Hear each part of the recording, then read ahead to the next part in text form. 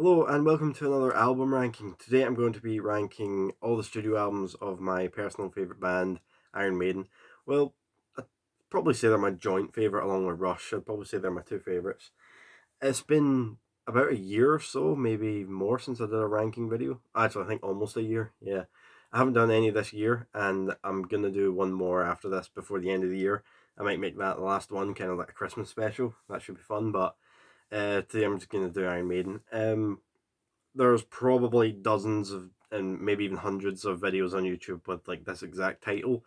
But I think I fall into kind of a smaller category of Iron Maiden fans who have this specific ranking, uh, who prefer a certain sort of era of their music over others.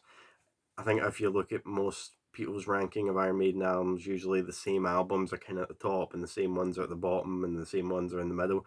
I think with me, there's definitely a kind of I think you should get a unique perspective anyway, and that's kind of something that I hope to bring here. Like my love of progressive music and things like that definitely have a big impact on which Iron Maiden albums I prefer more than others. So it should be interesting, hopefully. Okay, we'll start. They've done 16 studio albums, not including any, Best of the Beast or anything like that, or Best of the B sides. No compilation albums, no, best of like their B sides or anything like that. Just their 16 studio albums. Okay, number 16. No Prayer for the Dying, 1990. By the way, if the videos might be flipped, like right now, this might be backwards. I don't know why, but ever since I got my new phone, I've been filming videos. Everything seems to be mirrored. So right now this is my right hand, but in the video it might show up as my left hand. It doesn't really matter. Like this is above me to the left right now. It might be to the right. It really doesn't actually matter, but it's just something I noticed. Anyway, number 16, No Prayer for the Dying, 1990. As a progressive rock fan, you probably might have guessed if you're an Iron Maiden fan that this would be quite low on the list. Um, I think you might watch this video. I might be quite harsh on some albums. I think you might watch this video and think I'm not an Iron Maiden fan because I criticise and I'm quite harsh on quite a few of these albums. But it's mainly just sort of the fact that some albums I absolutely love that nobody else or not enough people that I think give enough credit, and there's certain other albums that get too much credit. I think the more popular a band is, the more you can be harsh and the more critical that you can be, if you know what I mean. Like if a band doesn't have many fans, then you kind of need to go easy on them, and it's the more probably more likely to be underrated. But a band as popular as Iron Maiden, I don't really feel bad about being more critical. So there's Iron Maiden albums that are absolutely huge, and I don't think they're as good as the others. So anyway, No Prayer for the Dying. This is the only Iron Maiden album out of their 16 studio albums that doesn't feature a song that lasts at least 6 minutes. These are all short ones, all pretty simple. I think probably the one of the main problems with the album is that it doesn't feature Adrian Smith, who left after the previous album, Seventh Son of the Seventh Son. The reason he left is because he didn't like the stripped down, overly simplistic nature of music that the band were that direction that they were going in. After two quite complex albums, I can understand that. And for me, this album is kind of like a return to infancy after how complex their music was in the late 80s and how interesting and how experimental it was. This just strips it right down. The lyrics aren't as interesting. The music isn't as interesting. There's some great songs. I mean, Holy Smoke's good. It's kind of funny, but it's a great song. Hooks and You I kind of find hard not to love. The title track's good. The Assassin's just silly. Like, I just find that daft, to be honest. Mother Russia's got a great tune to it. But then you've got Bring Your Daughter to the Slaughter, which is kind of one of those songs that's like, yeah, it's catchy, but it's not a brilliant song or anything. None of this, I wouldn't say any of the songs on this album are really brilliant. And that's probably the main reason. I think probably every other album has at least one brilliant song, and this one is definitely their weakest for me. Number 15, Virtual 11, 1998. This is a very difficult album because it was the second and last album to feature the vocals of Blaze Bayley after Bruce Dickinson left in 1993. Iron Maiden were obviously put in a very difficult situation because their lead singer left, who was extremely popular. Um, but I have to give it to them that they definitely tried something new. Well, right from the bat, the Klansman is a fantastic song. Uh, Maybe one of Iron Maiden's best. Don't Look to the Eyes of a Stranger isn't bad either. Angel and the Gambler is widely considered Iron Maiden's worst song ever, and I can understand where people come from there. It's not a bad song. The tune is bad. The tune isn't bad at all. It's just too long. It's like 9.5 minutes, and it doesn't deserve to be. The thing about writing a long song is that it needs to deserve to be long. It needs to feel epic, and there's certain Iron Maiden albums that are 9 minutes long, 11 minutes, and they have an epic feel to them. They sort of deserve to be that long. The Angel and the Gambler doesn't feel epic. The music doesn't feel epic, so it doesn't really deserve to be that long. But yeah, it should be cut down to about 6 minutes or so. I'd say that would be okay. It just goes on for too long, and it's a bit repetitive. Future Real's no bad, and Como Estas Amigo isn't bad either. But most Iron Maiden fans agree this is one of the weakest. The Bailey era wasn't great. None of their albums in the 90s were great, to be honest. I have to say. But yeah, I'd say this is number 15. Okay, number 14, Iron Maiden, 1980, their first album. Again, this might be controversial. A lot of people really, really love this album. I just wasn't a big fan of the sort of style that they started off with. It was a bit too punk for me. It was a bit too, I don't want to say thrashy, but they lacked the intricacies that sort of came later and that more complex experimental nature. Again, I'm a huge fan of experimental music. The thing about Iron Maiden is there's Iron Maiden have fans that are fans of almost every genre. There's kind of something for everyone when you listen to Iron Maiden. For example, if you're a punk rock fan, you'll probably like their first two albums. If you're a prog rock fan, you're more likely to like albums like Seventh Son, Seventh Son, or maybe their later stuff. Things like that. If you're more into just sort of hard rock, you might prefer albums like No Prayer for the Dying. There is something for everyone. Unfortunately, this album just isn't really for me. It's Phantom of the Opera's brilliant. The title track's brilliant. Charlotte the Harlot, it's not as good as people say it is. Prowler's okay. I think Sanctuary wasn't actually originally on the album. I think that's on the remaster. Remember Tomorrow is pretty good as well. Transylvania is a great instrumental. I know it definitely has its moments for me, but it falls into that kind of thing that a lot of bands do when they release their first album. Not every debut album can be an In the Court of the Crimson King or a 10 by Pearl Jam or the Doors. Most bands, their first few albums aren't very good. Same with Yes, Rush. Rush, it took a few albums to really get going as well. Their first album wasn't very good. I'd say it's their worst. So don't want to be too harsh on it. It was their first album, and you can definitely see a lot of potential here. But for me, it's just not that good. Okay, number 13, The X Factor in 1995. It's a dark album cover if you can even see it. I have to give this album a lot of praise and a lot of I'll have to give the band a lot of commends here because if that works. After Fear the Dark and No Prayer for the Dying, which were much more stripped down, much more simplistic sound that they had in most of the 80s. After the 80s was quite complex for most of their music, especially their later two albums in the 80s. These two albums strip things right down, and then their singer leaves. So they think, right, what do we do now? And they get a new guy in. This is obviously going to be a very controversial thing to do. Well, obviously, they need someone. They can't just stop doing the band just because the singer left. So they knew this album was going to be difficult from the start. So what do they do? Do we keep the simple stuff going? Can I keep going in that vein? Make a kind of safer album? No, they start off with an 11-minute song.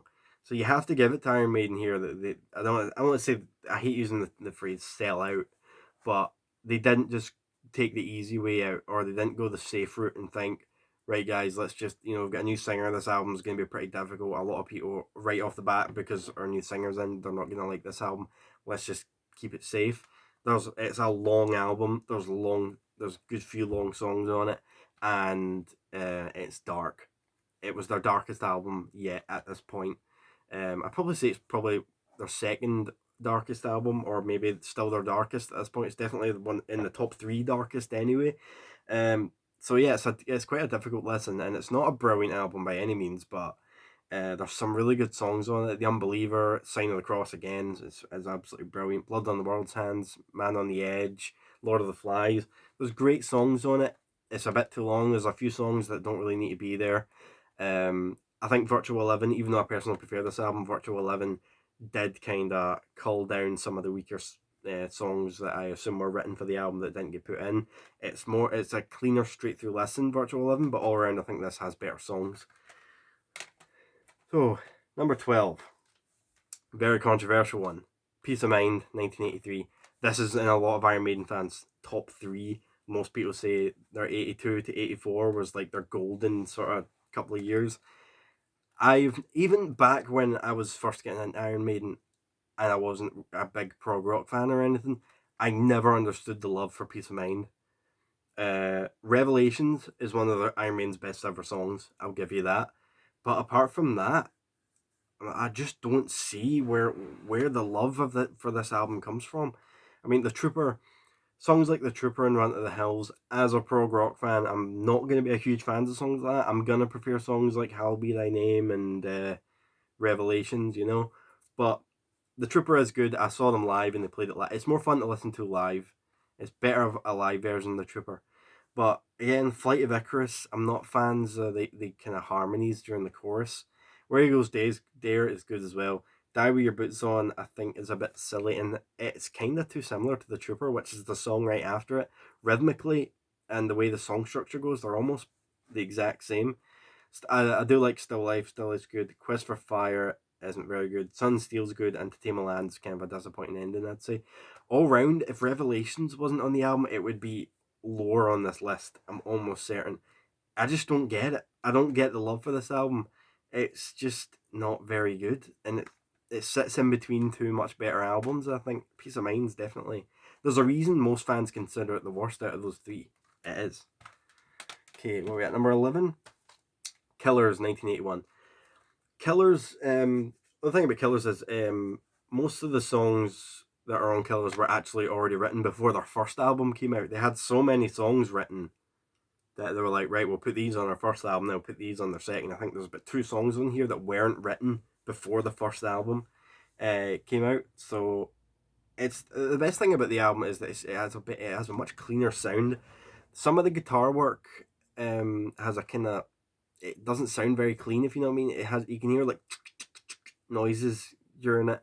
This is, I don't know if it's just mixed better, but it just sounds a lot better. Killers. The Eyes of March and Wrathchild is a great way to start the album. I've always enjoyed Murders in the Rue Morgue. Again, Prodigal Son's probably my favourite, but I also love Drifter, and the title track's pretty good as well. And I'm a big fan of Genghis Khan, the instrumental. I actually prefer that to Transylvania. Most fans prefer Transylvania. I personally prefer Genghis Khan. This was the last album with Paul Di'Anno. He did the first 2. He sang on the first 2 albums. And it is definitely better than their first. I've always quite had a soft spot for this. I don't love it, but I've always had a soft spot for Killers. I always thought, yeah, the first one wasn't very good, but this one was better.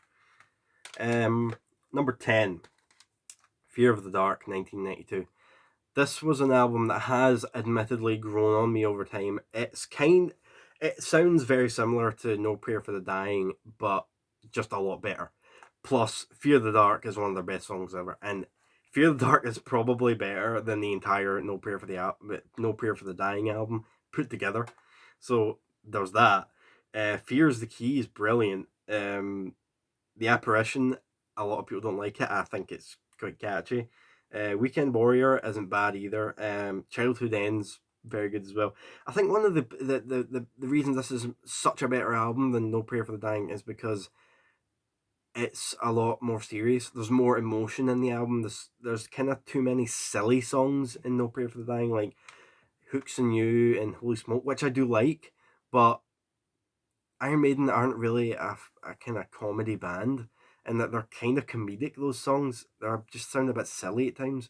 And Iron Maiden, they've done songs like Pass the Jam and More T Vicar, which I love. If you're gonna do a funny B-side, that's one thing, but I feel like Holy Smoke and Hooks and You, though I like them, they probably should have been B-sides. Just put in, like, even though they're 2 of the best songs on the album, that shows how No Prayer for Dying isn't great. But again, Fear the Dark, the title track at the end of the album, one of the best songs live ever. I saw them live and it was fantastic. So, Fear the Dark's a great album, best album of the 90s. I'll give them that. Okay, number 9. I'd say that from here on in, the albums are really good. Number 9, a very controversial decision, but Number of the Beast. I don't want to be too harsh on this because it's it's widely considered their best album and it's their highest rated and probably their biggest selling. It was their breakthrough album. It was the first album of Bruce Dickinson. They really sort of like, this was the album where they really established themselves. I mean, I'll say right from the bat, right off the bat, "Hallowed Be Thy Name," the last song, is one of the greatest songs of all time. I adore "Hallowed Be Thy Name," but if it wasn't for "Hallowed Be Thy Name," the album would be nowhere near as good as it is. I'd have to say, Gangland isn't very good.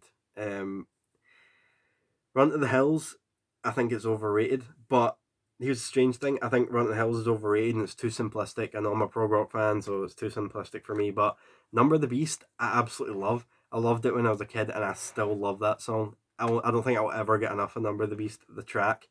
I just love it so much.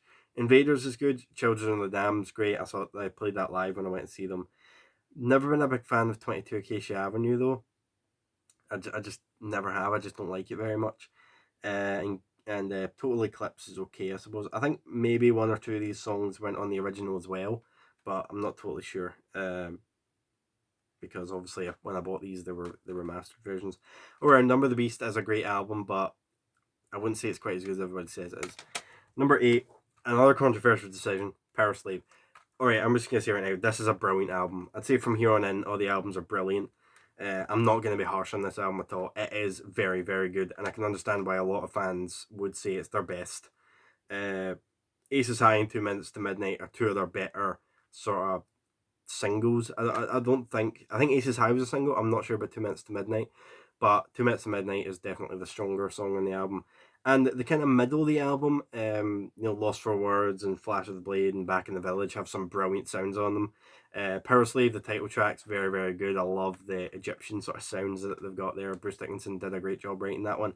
But Rhyme with the Ancient Mariner, come on, 13 and a half minutes, complex, fantastic song that was just, Iron Maiden were like, yeah, this is a different band now. We're not that band that just did a bunch of 3-minute songs in our early days. Though their first two albums did have a couple of 7-6 minute ones, but I think a lot of, if you're a punk rock fan, you're not gonna like songs like Rhyme with the Ancient Mariner, and this is where I've heard a lot of fans say their first two were the only good ones because they were more punky, and that's fine if you have that opinion, but Rhyme with the Ancient Mariner for me is easily the best in the album and one of their best songs ever.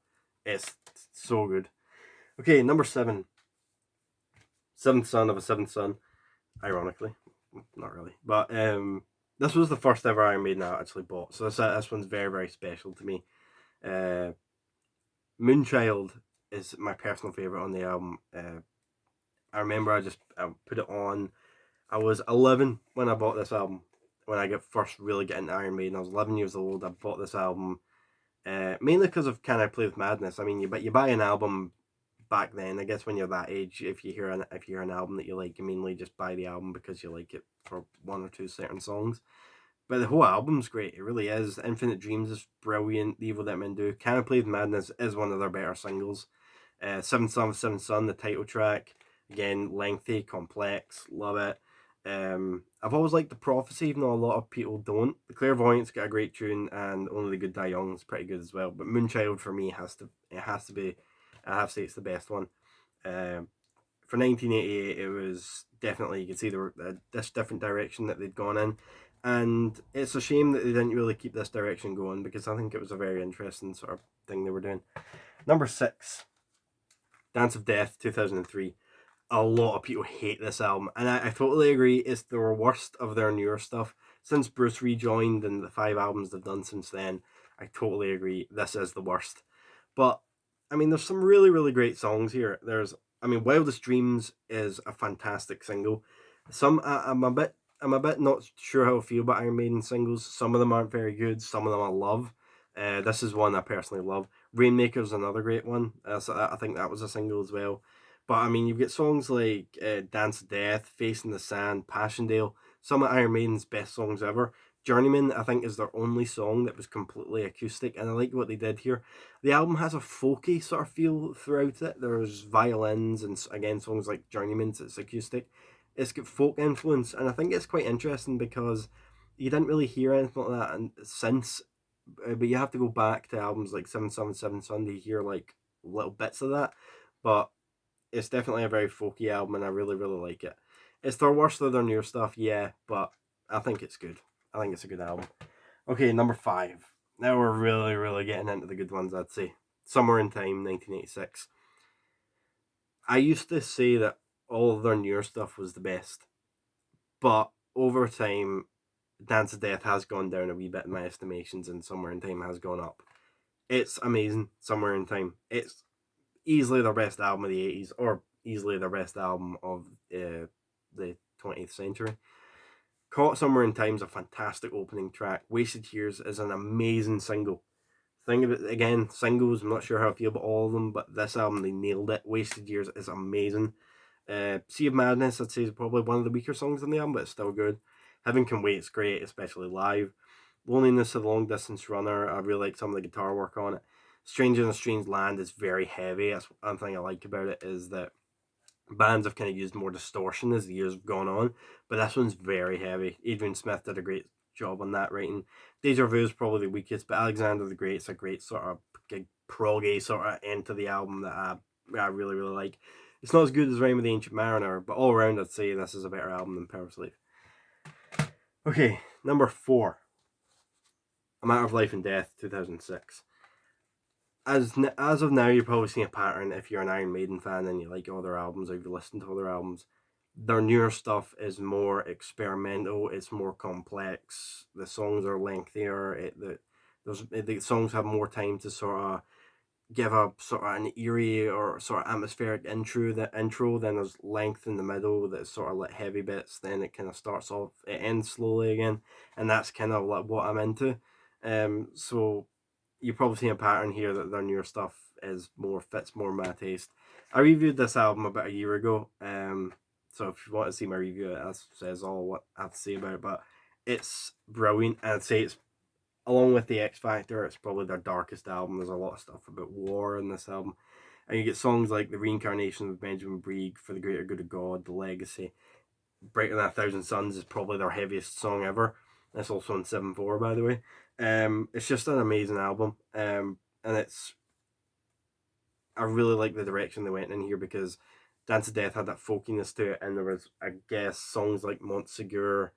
Some of them didn't sound very serious, but this album's dark from throughout the majority of the album.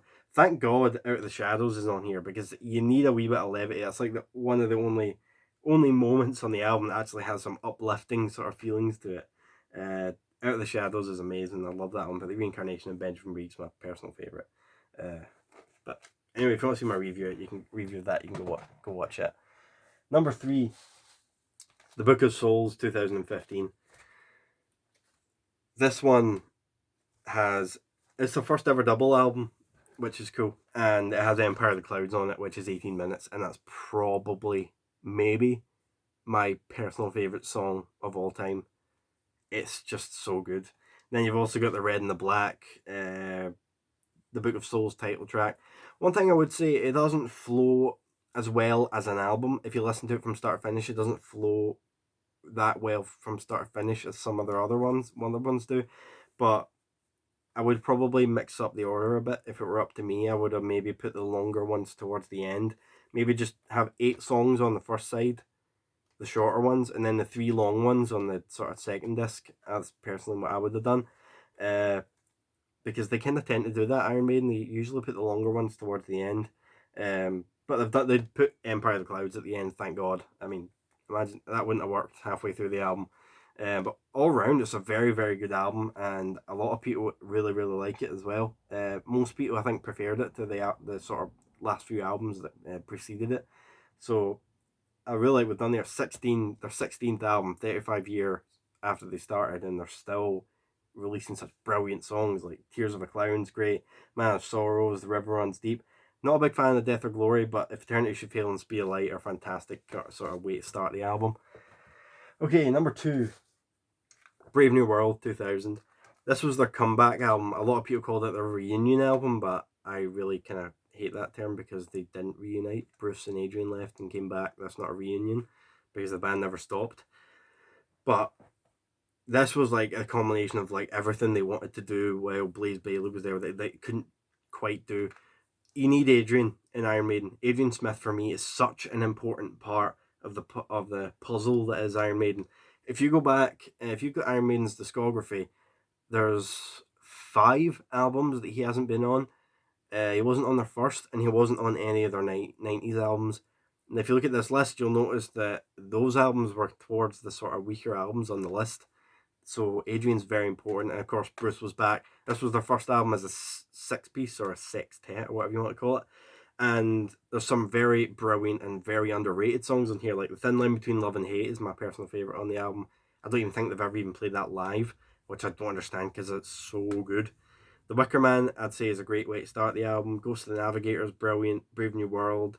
Blood Brothers is so beautiful, especially that wee keyboard solo. Dream of Mirrors, fantastic. The Nomad's brilliant. And I even like Out the Silent Planet, and I know a lot of people don't really like it. The Fallen Angel, I'd say, is the personal weakest. But what I really like this album, it kind of follows the sort of, it's more light-hearted than the X Factor. It kind of follows that, like Virtual Eleven was a bit more light-hearted. Kind of follows that, but it's just the melodies, everything is just so much stronger, and it deserves to be this high on the list. And a lot of people, even people who prefer their earlier stuff, do like this album. Okay, number 1, my personal favorite Iron Maiden album, The Final Frontier, 2010. Not most people's favorite, not even in most people's top 10 even. But nobody will ever be able to convince me otherwise that this isn't an amazing album. It's just from start to finish, it's amazing. And one of the best things about it, I said about Iron Maiden albums, that the way they flow, this flows perfectly. It's got the short ones at the beginning, and it's got the lengthier, more complex ones at the end. And I think that's the way an Iron Maiden album should be, and they should stick to that formula. Um, I mean, from track 6 to track 10, you don't get any shorter than 7 minutes. You get 2 9-minute ones, an 11-minute one, an 8-minute one, and a 7-minute one. The shortest song on the album is 5 minutes, but you've still got another 8-minute one, a 6-minute one at the beginning. Actually, no, The Alchemist is 4.5, sorry. But yeah, I'd say The Alchemist is the weakest. And I reviewed this album as well about 2 years ago. So I think it was my second or third video. So again, if you want to see my review of that, then you can.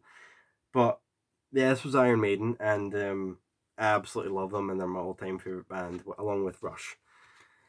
So, especially When the Wild Wind Blows. I've talked about that, but When the Wild Wind Blows was my favorite song of all time for a good few years until Book of Souls came out, and then I listened to Empire of the Clouds. So, and I love the album cover. One thing I didn't mention about Dance of Death is how fucking shit the album cover is. That's atrocious. I don't know what the hell they were thinking with that, by the way. I mean, look at this. Let me get it. Oh, that's under here. Look at that. That's a bit dark, but look at this album cover. Seriously, look at that. That is atrocious. What the hell were they thinking? I have no idea. But anyway, that's my Iron Maiden ranking videos. I hope you've enjoyed it, and I'll see you next time. I'm going to do 4 more reviews between now and Christmas, so that should be good. I'm definitely going to do an Ozric Tentacles album, which I've been really looking forward to, so I'll probably maybe do that next week. So thanks for watching, and I'll see you next time.